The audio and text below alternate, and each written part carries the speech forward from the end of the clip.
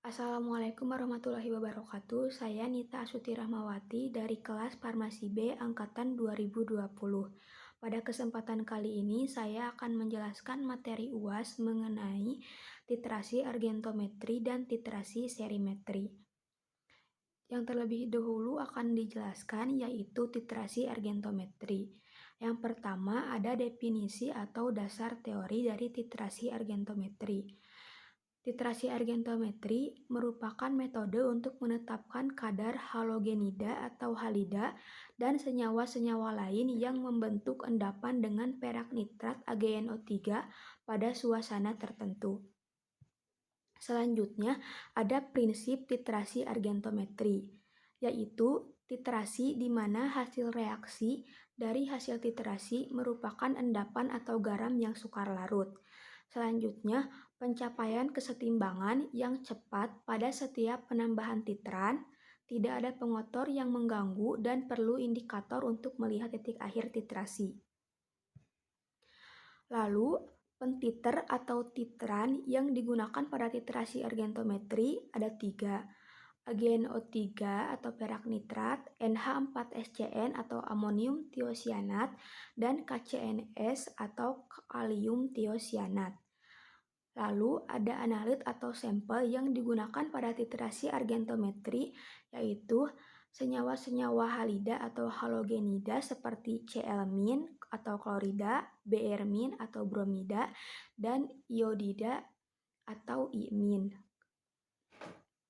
Kemudian, indikator yang digunakan pada titrasi argentometri ada K2CrO4 atau kalium kromat dengan titik akhir titrasi terbentuk endapan warna merah muda bata. Kemudian FeNH42SO4 atau ion besi 3 atau amonium sulfat dengan titik akhir titrasi terbentuk warna merah coklat. Lalu ada indikator adsorpsi fluorescein dengan titik akhir titrasi terbentuk warna merah coklat atau pink. Selanjutnya ada metode penetapan kadar. Metode penetapan kadar pada titrasi argentometri ada 4. Yang pertama, metode Mohr untuk menetapkan kadar klorida dan bromida dalam suasana netral dengan larutan baku AgNO3. Selanjutnya ada metode Volhard. Perak ditetapkan dalam suasana asam dengan larutan baku NH4SCN atau KCNS dengan indikator besi 3.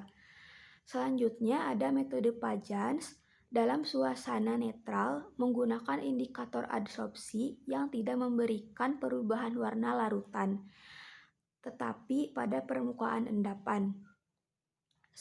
Dan metode yang terakhir yaitu metode Liebig, yaitu titik akhir titrasi tidak ditentukan dengan indikator, tetapi dengan adanya keruhan.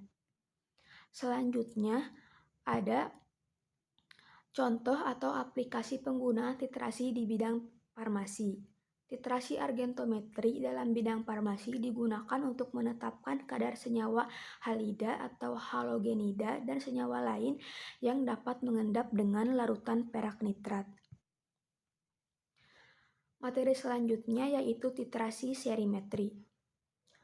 Ada definisi atau dasar teori dari titrasi serimetri, yaitu penetapan kadar suatu zat yang bersifat reduktor dengan menggunakan larutan serium sulfat sebagai larutan baku. Selanjutnya ada prinsip dari titrasi serimetri, yaitu larutan zat uji dalam suasana asam dititrasi dengan larutan baku serium sulfat. Selanjutnya, pentiter atau titer yang digunakan pada titrasi serimetri ada ferrous amonium sulfat atau FAS dan serium sulfat. Lalu analit atau sampelnya zat yang bersifat reduktor seperti hidrokuinon, besi, vitamin K, dan vitamin E. Lalu indikator yang digunakan pada titrasi serimetri yaitu peroin dengan titik akhir titrasi dari merah menjadi biru pucat dan dipenil sulfonat. Kemudian ada cara atau metode penetapan kadar titrasi serimetri.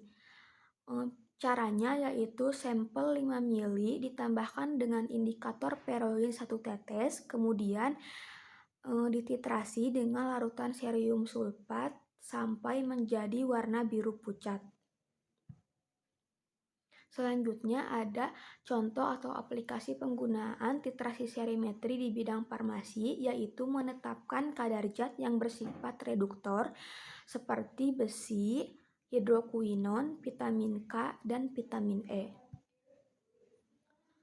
Di sini ada perbedaan titrasi argentometri dan titrasi serimetri. Perbedaannya yaitu yang pertama titrasi argentometri adalah titrasi pengendapan, sedangkan titrasi serimetri adalah termasuk ke dalam titrasi redoks. Titrasi argentometri, titran yang digunakannya AgNO3, NH4SCN, dan KCNS. Sedangkan pada titrasi serimetri, titran yang digunakannya ferrous amonium sulfat dan cerium sulfat. Nah, analit pada titrasi argentometri yaitu senyawa-senyawa halida. Sedangkan pada titrasi serimetri, analitnya zat yang bersifat reduktor. Untuk indikator pada titrasi argentometri yaitu K2CrO4, FeNH42SO4, dan indikator adsorpsi yang contohnya fluorescein. Sedangkan titrasi serimetri indikatornya yaitu peroin dan dipenyl sulfonat.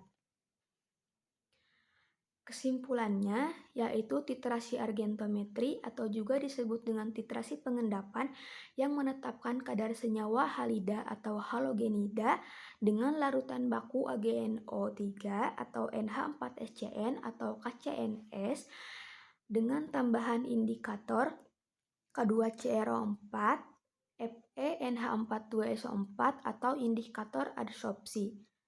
Sedangkan titrasi serimetri termasuk ke dalam titrasi redoks yang menetapkan kadar zat yang bersifat reduktor dengan larutan cerium sulfat dan tambahan indikator peroin dan dipenyl sulfonat.